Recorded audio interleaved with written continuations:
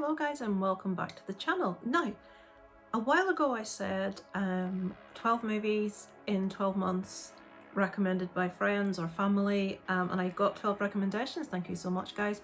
But I had kind of ground to a halt because I hadn't been doing so many videos, but I want to get back to these reviews just to give you an update. I think there are 4 that I still have to watch. I'm just opening, just bear with me. I need to watch Double Dragon, Houseboat Horror. I'm leaving that one because Adam Paul Beaumont's channel, APB, he's told me it's terrible. He's recommended it because it's terrible, so I've deliberately left that. One Crazy Summer with John Cusack, which it's taken me ages to get my hands on a copy, which I have now.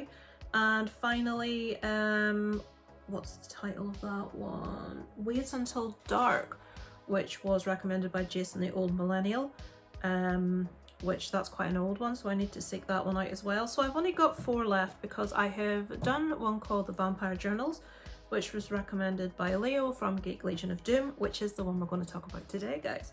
So let me get this page open. Leo, I apologise for everything I'm about to say if this was a serious recommendation. With Leo, I don't know, because sometimes he would recommend something awful on purpose.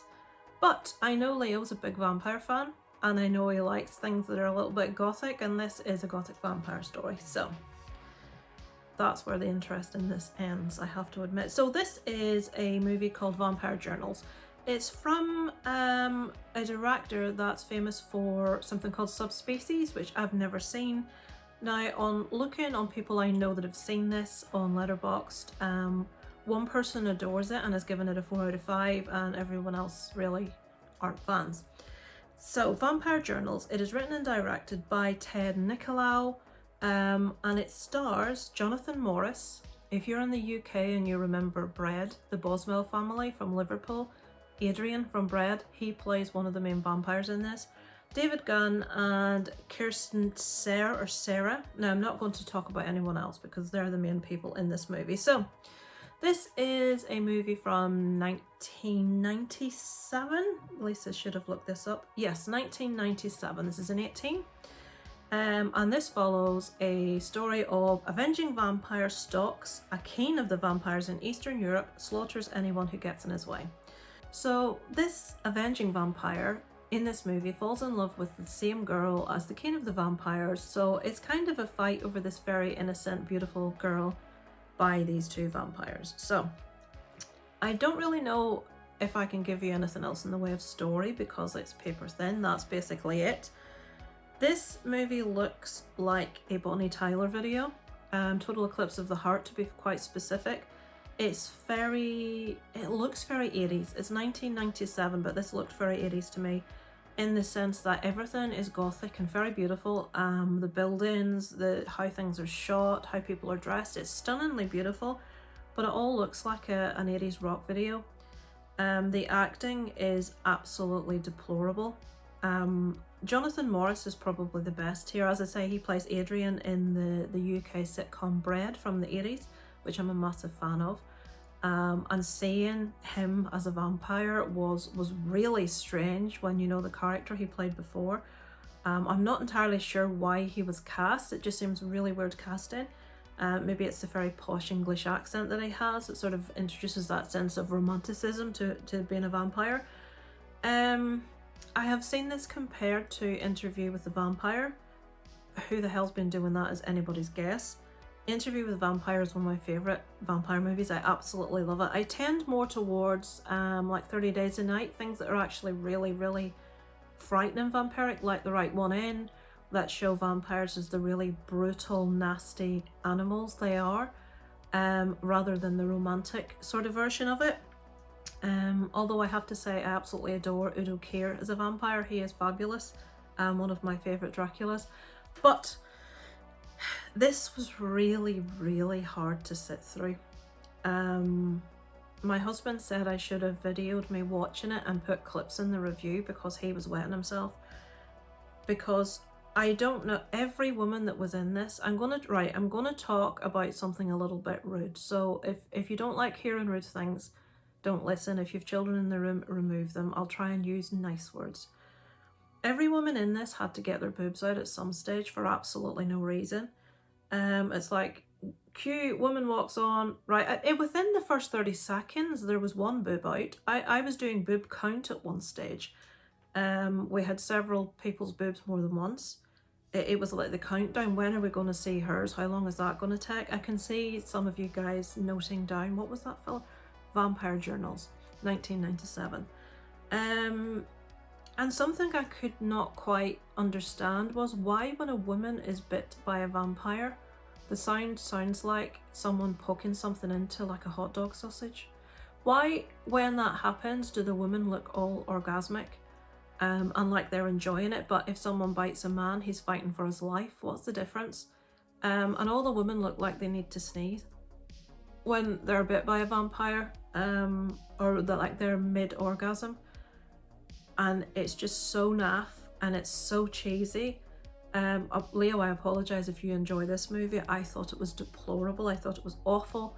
I thought it was cheesy. I thought the cinematography was beautiful, but the choppiness of transition from one scene to another, it was like one of my videos. It was like stop, start. You know, it was awful.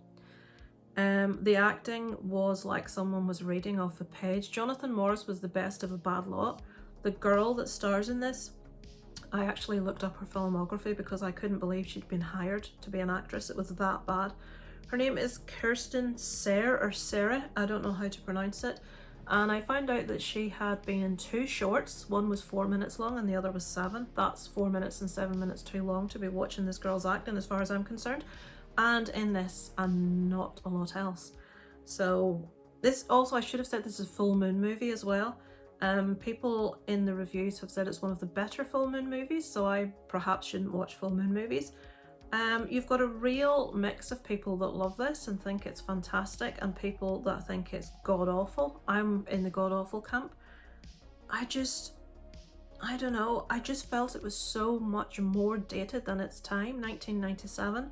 I mean, when did Interview with a Vampire come out? Right, this is really unprofessional, but 1994! Interview with the Vampire came out 3 years before this, and this feels like it was made 10 years prior to Interview with the Vampire.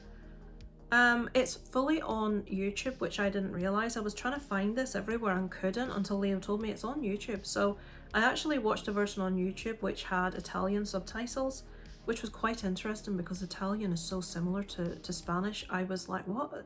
I'm like, half the time I'm arguing with myself, is this Spanish? Because it's exactly like Spanish. But I think it was Italian, because there's little bits I didn't recognise. But that's a better version. So it's obviously in English, but the subtitles are, if you can put up with Italian writing at the bottom of the screen, you can watch this one. So I know this is a really like haphazard review, guys, but I can't tell you anything about plot because it's 2 guys that fancy the same girl. It's loads of neck biting of attractive women who seem to love it. We have a threesome at one stage, which you don't see an awful lot of, but we do see both sets of boobs, you'd be glad to know. And one woman flops herself down on top of the guy, and then the other woman flops herself down like this on top, and it's like, what are you doing? What's going on? Is this just so we can see your boobs? Clearly. And then we go back to them. If you didn't see enough boob the first time, you get the same clip again. Am I irritated by boobs? No, not at all. My dog's barking. Someone's going to be coming to the door.